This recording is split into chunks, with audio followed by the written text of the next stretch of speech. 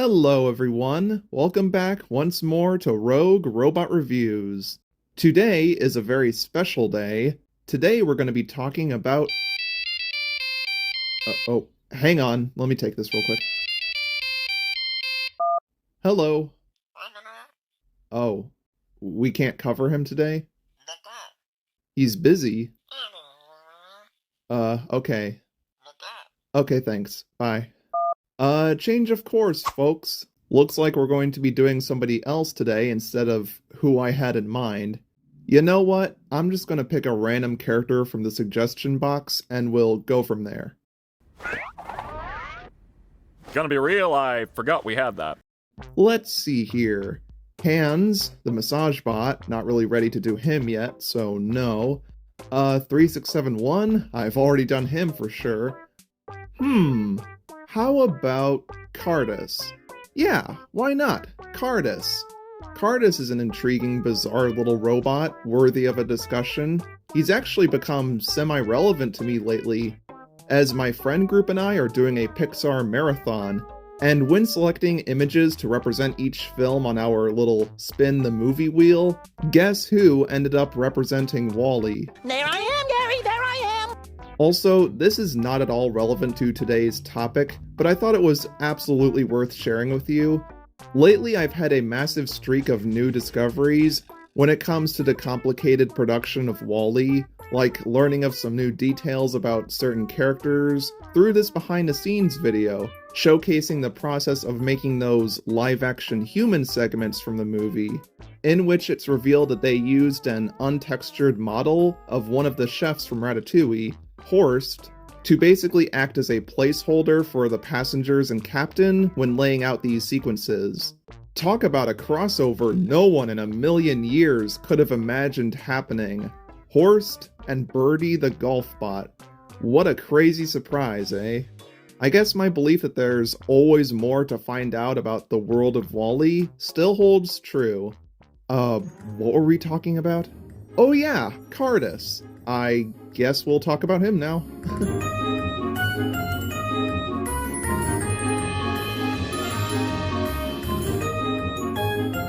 Developed by and large to perform maintenance aboard the Axiom, Cardis is an active member of the fleet of small cart robots, a grouping of bots that I feel don't get much love. They presumably use their little green claw arm to pick up various items and place them onto their rear storage platform, kinda like a garbage truck or something. They can be used for any purpose really, much like the bin robot. Only difference is that we never get any hints as to what they specifically do, but with a design like this, they can do anything from picking up trash from the floor, to collecting rusty old cans, to delivering little boxes to wherever. It's just a shame that we don't ever see them performing any actual tasks on screen. It's all just inferred from his design. And while we're on the topic, let's take a closer look at exactly just that. The body of Cardis is formed off of a blocky white base that hovers along the floor. There's also this odd variant of his model that has a fully black base instead, if you look hard enough to find it. At the front end of the body are these two cubes that are placed parallel to each other. The left one has a pair of yellowish lime green stripes, akin to those of the Sauté lookalikes, and serves as the base piece for this rotating claw arm he has situated on top. This arm, which also lacks any kind of elbow pads, preventing it from only bending in one direction, has the ability to swivel on a turntable, giving it a good range of motion. The right cube, meanwhile, is meant for his face. It has an upper green half where his vision screen is located, displaying two blue eyes, and in the middle is this crease that allows his head to elevate, to separate into two, which ends up making him look like he has a big mouth. Do you guys remember that descriptive phrase that I coined a while back? I called it false mouth syndrome. Yeah, Cardis is definitely one of the top candidates for having that. Constantly looking like he has an awkward straight face, or as if he's about to eat a cheeseburger or something. And it's an image that I just can't get out of my head.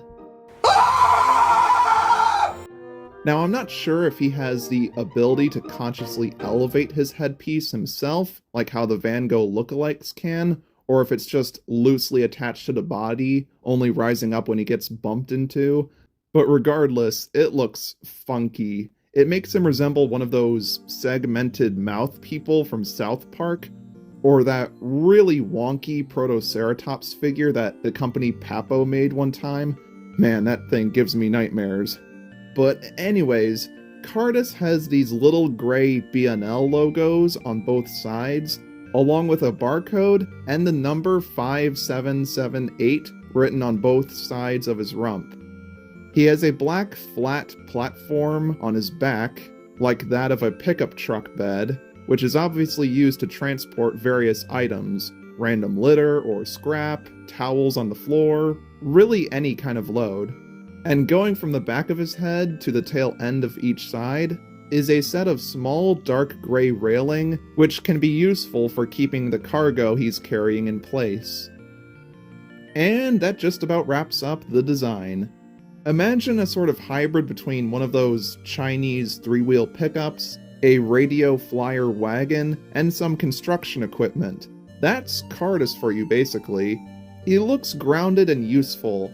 I can absolutely see a robot like this going around, helping out in many different scenarios in all kinds of places. It's a very concise design that's also rather awkward and stumpy, giving him a sort of flair that makes him fun and memorable. Of the ones we see, around 3 of them are mini-sized, while the rest are much larger, almost car-sized, really putting the word car into the name Cardis, huh? Money, money, money, money, ah! Money, money, ah! Money, money, money, money, ah! Money, money, money, money, ah! While we're on the subject of his name, it seems to combine the word cart with the real name Curtis, like Jamie Lee Curtis, forming Cardis. Very clever. Though that's not to be confused with the car Styx, the large claw arms connected to the ceiling of the repair ward. But that's not the most interesting thing to note about their name. Now, I vividly remember once referring to this character as the Green Cart Robot, as that's what they were called on the Pixar wiki pages for a while, until it eventually got changed to Cardis many years back. Obviously, this is a far better name for him, but I do question its canonicity. Why? Because if it were an official name, then why wasn't he called that from the get-go? Not to mention the name is never used to describe him in any official Wall-E media that I can think of. It's as if this name just dropped out of nowhere and nobody thought to question it. So, what is going on here? My theory goes like some overexcited fan must have came along and changed the wiki to say that, getting all carried away with using fake names. You really think someone would do that? Just go on the internet and tell lies? And after that, the moniker of Cardis just stuck. I could be wrong about that, but surprise, surprise, it's not a one-off example either. FMAD and even Helmet are also in the same boat in regards to their name. Yeah, we'll definitely address those another day. Ultimately, while I am usually annoyed about the muddling of fan ideas with official information, the Cardis name has become so synonymous with the character by this point that I really don't ever want it to change.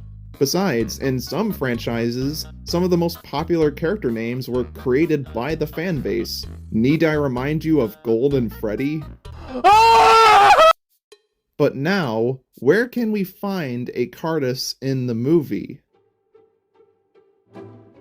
A modest number of them can be spotted in the backgrounds of various scenes in the hallways, but one of them is seen pointing at Wall-E and Eve when they've become wanted criminals.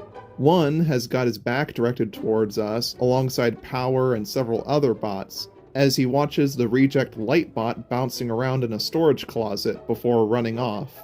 By far their most memorable moment is when one of them literally crosses paths with our boy Mo, before a pair of robots bonk into the back of him, pushing him out of frame.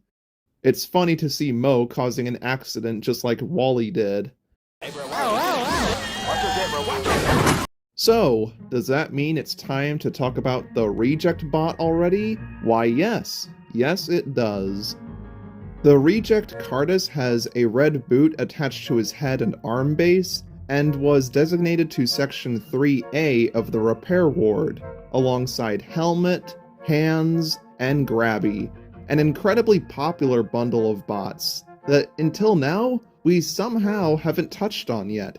These guys are just as recognizable as the group that Wally was being kept with. Now, as for what our short-faced friend's malfunction could be, it's not entirely known, but probably has something to do with his tendency of foolishly banging into the holographic walls that surround him in the hopeless attempt of getting out, somehow completely oblivious to any of the craziness going on right next to him, implying that there is a slight disconnect between him and his group mates, both in size and maybe in mental maturity as well, as if he's the out-of-place child amongst a whole batch of teenagers. It's also because of this, his dopey expression, and comparatively tiny head, that I can't help but find myself characterizing him as kind of an idiot, or if that's too harsh, let's just say he was the one that put the square block into the circular hole in kindergarten. Patrick, is that you? What? I said, is that you? I can't hear you! It's too dark in here! Not only that, but I think he could be a bit snippy as well. With that mouthpiece, I feel like he could leap out at me and pounce at any moment, try to bite my nose off or gnaw out my ankles or something. He's the kind of robot that'll chase after you if you provoke him enough, attempting to nip at your toes or something. And don't even bother trying to hide from him either, as he'll likely just track you down and jump scare you. Do any of you get that vibe from him? I know I sure do. Along with that, my brain always has this sort of stigma towards all the tiny, low-to-the-ground robots, viewing them as the sort of troublesome children of the group. It's a thought that's really difficult for me to shake, and I don't think I'm the only one who views them that way. They often behave like mischievous or rambunctious children too, ones who are out of control and need to be kept tabs on, though that description honestly encompasses most of the rogue robots anyway. You can view them that way, or as the most plucky or feisty ones of the group. I also forever will pair up Cardis with the little amp bot Power, and headcanon a personal sort of prank-playing dynamic between the two, with them acting as sort of Bill and Ben types, ones who pester the bigger characters. Hello there, Gordon. Is your day going well? As well as any day hauling coal and stone can be. And I'll have none of your nonsense. Thank you very much. We'll give him nonsense. Getting on their nerves just for the funsies. Though I wouldn't imagine them to act the exact same as each other. If Power were maybe the smarter one of the two, clever, snarky, and cheeky, the kind of guy that comes up with the tricks and schemes, the one who's likely to suck out all the electricity from your batteries and maybe even hack into your system data, Cardis would be the more bumbling, boisterous, yet chaotic one, who will more than likely just resort to attacking you without any restraint, while also having the IQ level of 0.9. The pinky and the brain, yes, pinky and the brain. One is a genius, the other's insane. But if that interpretation doesn't work for you, you could take it this way. If Power was the balloon boy of the rogue robots, then Cardis is the plush trap, the problematic one that you don't want to stick your fingers into the mouth of. After all, we all know what damage snapping turtles are capable of, right? That's enough. Let's go. Yeah. Sure, step aside, kid. We're in Personally, out of the two, I always liked this cuter, one-eyed toaster of a character slightly more than this alligator who looks like he just evicted somebody's soul. But I still do thoroughly love him. Okay, can we finally start talking about his scenes already? Yes? Okay, thank you. We can see him watching the blast array of Eve's cannon destroying the repair ward security, and then looking at all of the walls surrounding him shutting down, before turning over to his group, contemplating for a second as to what they should do, only for that to be undercut by him and the rest of the group roaming free and looking towards their savior Wally through the hole in the glass wall. The little twerp charges straight towards his new master to help pick him up, before turning around to try and catch up with the rest of the herd, swerving back and forth like a drunk driver, before scooting his way out the repair ward entrance. The little bugger swerves down the halls of the ship, pushing some pedestrian cart robot out of the way alongside Vacuum, before stopping at the wall of security laid upon his very eyes, while he's tucked underneath 3671 and keeping his distance from the reinforcements. After that, he just keeps on staring at the Stewarts with an uncomfortable gaze, not even reacting to the drama with Eve going on right next to him. Again, it seems like this guy just has very little self-awareness or has like tunnel vision or something. But once the main characters make a break for it, Cardis follows suit and darts out of there, turning left and subsequently leaving from the movie. A shame, as it would have been nice to maybe see him and the other tiny robots causing mischief, but I've got to take the world for how it is, not for how I want it to be. Still, I'm going to miss this little rapscallion. As I've addressed in just about every episode of this series so far, the majority of background characters in WALL-E end up getting noteworthy or minor appearances in other additional material outside of the film. You know, to fill out the background of a video game level, or to provide some insight into the film's production, or they might even have a backstory provided for them, if they're lucky enough. Cardis, unfortunately and inexplicably, barely got any of that love. He managed to sneak his way into the Bernie short film. Like, if you squint hard enough, you can maybe spot him in the faraway, dirty background on Earth during the post-credits scene. I wouldn't blame you if you never noticed him there. And then in that pre-rendered shot that I'm always referencing in these videos, we can see him in a fully lime green coloration and weirdly without any eyes. And that's it. That's all he got. Outside of these two obscure, inconsequential cameos, he got nothing. Nothing, nothing, nothing. He wasn't given any sort of formal description in a Pixar encyclopedia or in a robot file. He didn't appear in any games or book illustrations. We don't even have any concept art for him. Or if we do, then it just hasn't publicly seen the light of day yet. And as if that weren't enough, his full body image was never shown once in a single behind the scenes video. Even on the Mega Chart, which includes images of nearly every model of robot in the film, Cardis was just flat out MIA. First time? Whether it be due to Pixar forgetting about him or not having enough space here, they just skipped out on him. I mean, the other Cartbots were included, why wasn't he? I have never seen any WALL-E character get this brushed under the rug so hard in this regard. Besides maybe 4867, but even their full body image managed to slip through the cracks, so they can brag about that. What is there to note about Cardis' appearances? I can count all of them on like half of a hand, not even kidding. In every last bonus feature or bit of promotional media where they had the opportunity to use him, Cardis was nowhere to be seen.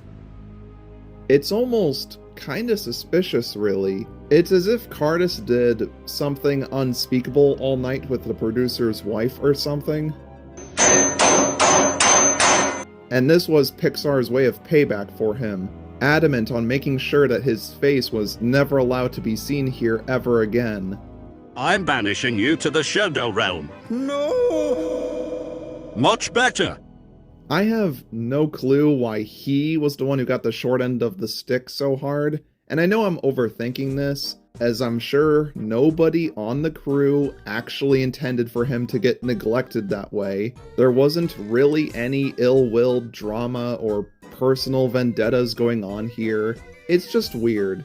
For an extra that was so prominently used in the film, you'd think that you would catch a glimpse of it somewhere else, right? And yet it feels like he was shoved out from ever appearing again. Like, goodbye. It especially stings because it feels like a big missed opportunity, wasted potential even, as I can only imagine all the stuff we could have gotten for him, how much more we could have learned about him or his job, you know? But instead, my poor dude got less respect than an animated film at the Oscars. All these characters hold such a special place in our hearts because animated films make up some of our most formative movie experiences as kids. So many kids watch these movies over and over and over and over and over and over and over. Shut up! Just shut up, you idiot! Going into this, I was excited by the prospect of sharing what we know about him from other WALL-E media, only to be severely let down. I mean, what gives? This is Cardis erasure, and I will not stand for it. They did you wrong, little guy. They did you wrong. But then again, you never know what could happen. Any day now I could find out more about this little green goblin. Peter. It was only a little while ago I used to think that the maroon robot had zero fan art made of him, and now look where we are. Speaking of which, redemption did come for Cardis. Maybe not the way you'd expect, but almost as if it were done in retaliation for the lack of anything else here. And what I'm talking about is all the fan art people have made of this character. It's actually quite significant. I should know because I actually chose to draw this guy way back in high school art class, like I did with DFib. I also never could have even imagined that I'd get to see a humanoid version of our dearest friend Cardis, and yet, here we are.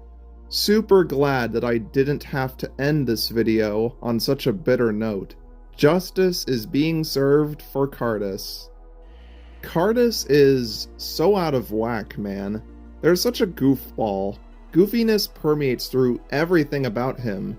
His dinky design has a sort of ugliness to it that inadvertently makes him adorable, just like Derpy from K-pop Demon Hunters.